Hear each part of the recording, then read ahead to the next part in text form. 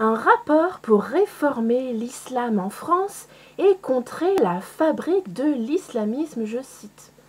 Alors je ne suis pas intolérante à quelque religion que ce soit, ma chaîne a pour vocation avant tout de relayer les informations qui ne sortiraient pas à la télévision des médias vendus.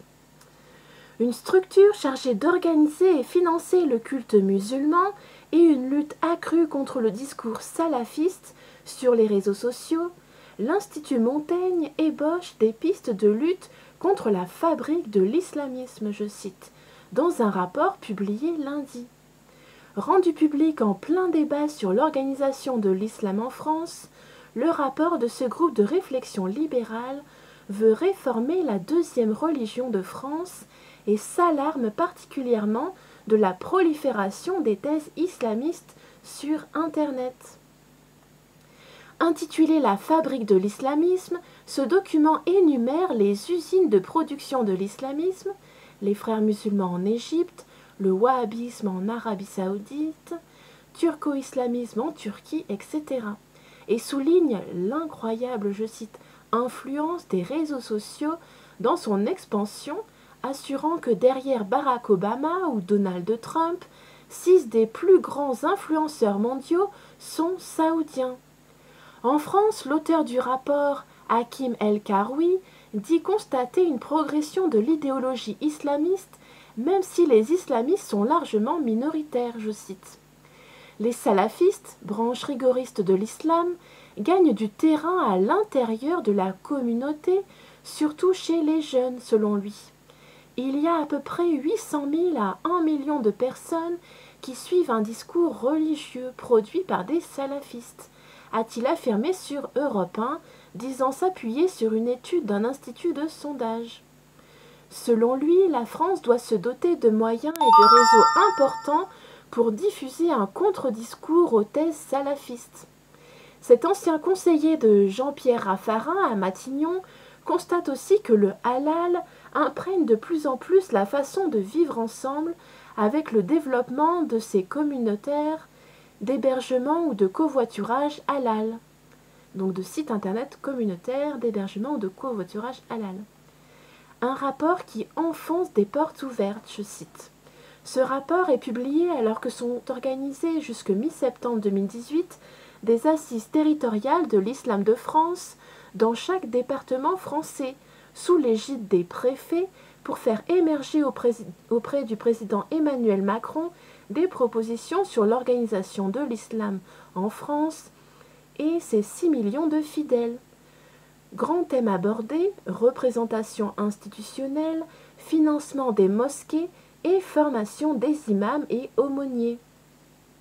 Dans ce cadre, M. El-Karoui présente à nouveau sa proposition de création d'une institution chargée d'organiser et de financer le culte musulman, c'est-à-dire l'Association musulmane pour l'islam de France, AMIF.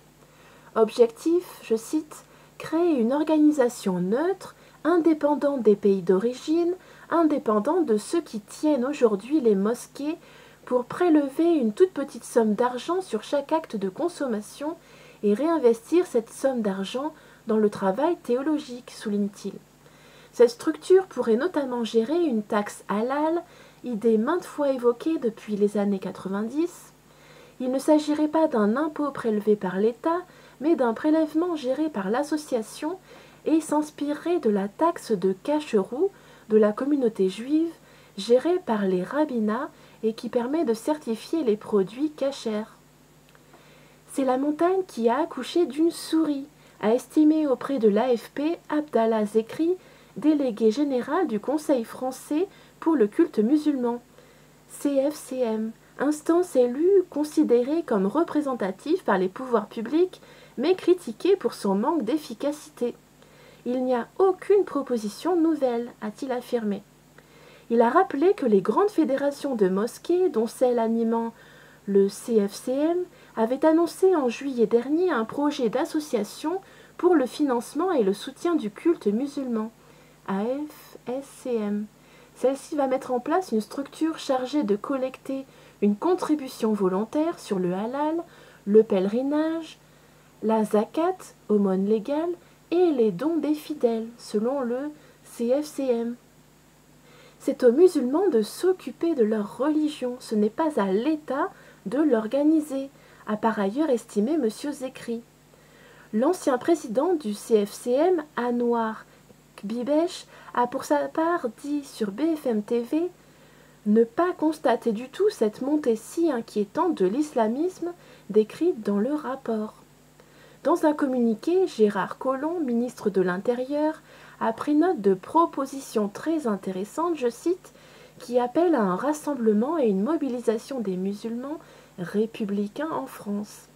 Donc les musulmans républicains. Autre proposition du rapport, relancer l'apprentissage de la langue arabe à l'école. Il faut lui donner du prestige, a répondu le ministre de l'Éducation Jean-Michel Blanquer. A plus.